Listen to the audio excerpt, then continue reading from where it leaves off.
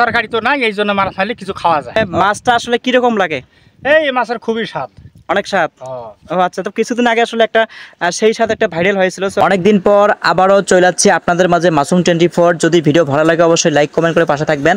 আর আপনারা দেখতেই পাচ্ছেন এটা হচ্ছে অনেক বড় একটা লং নদী, বাট এখানে আসলে আমরা নৌকায় উঠে গেছি অনেক কয়েকজন, আর পারাপার হচ্ছি, খুবই ভালো লাগতেছে।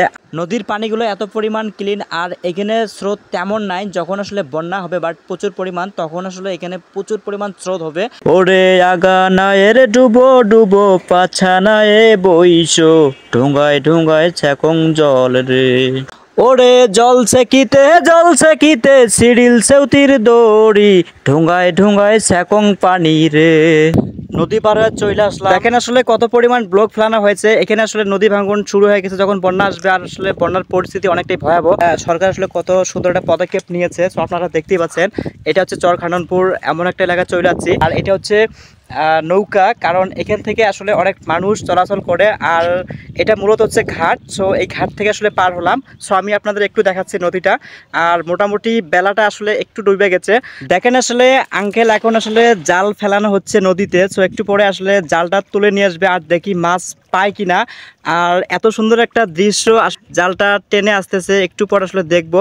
তো মোটামুটি আসলে নদীর মাছগুলো এত সুন্দর লাগে, আর এমন একটা জায়গায় চলে যাচ্ছি মোটামুটিভাবে অনেক ভালো লাগতেছে, কারণ অনেক দূর হাঁটলাম, আর হাঁটতে হাঁটতে শরীর ক্লান্ত হয়ে গেছে।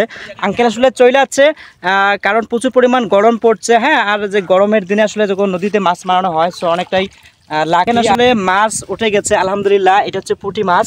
আঙ্কেল আসসালামু আলাইকুম। ওয়ালাইকুম আসসালাম। আপনি কেমন আছেন? আলহামদুলিল্লাহ। আপনার বাসা কি এখানেই? আমার বাড়ি এখানে। ও আচ্ছা, তো আসলে আপনি যেহেতু চলে আসলেন, কারণ প্রচুর পরিমাণ গরম পড়ছে, আর এই গরমে আসলে বাড়ির থাকাটা একটা বিরক্তিকর। সো এখন আপনার কেমন লাগতেছে? এখন নদীর পাড়ে আছি, আমার ভালো লাগতেছে। জাল যে আসলে মারলেন, সো আপনার কষ্ট হয় তাই না? তো আপনার কষ্ট হয় মানে তরকারি তো নাই, এই জন্য মাছ খাইলে কিছু খাওয়া যায়। ও আচ্ছা, মানে মাছটা আসলে কিরকম লাগে? এই মাছের খুবই স্বাদ, অনেক স্বাদ। ও ও আচ্ছা, তো কিছুদিন আগে আসলে একটা সেই সাথে একটা ভাইরাল হয়েছিল। সো তারপরেও আসলে যেহেতু আঙ্কেল চলে যাচ্ছে, কারণ এখানে আসলে প্রচুর পরিমাণ মাছ পাওয়া যায়, আর গরমের দিনে আসলে নদীতে আসলে গোসল করলে এত পরিমাণ ভালো লাগে। আঙ্কেল যেহেতু আসলে মাছ মারলো, আর এটা হচ্ছে মাছ রাখার জায়গা, প্লেসটা আসলে দেখেন কত সুন্দর।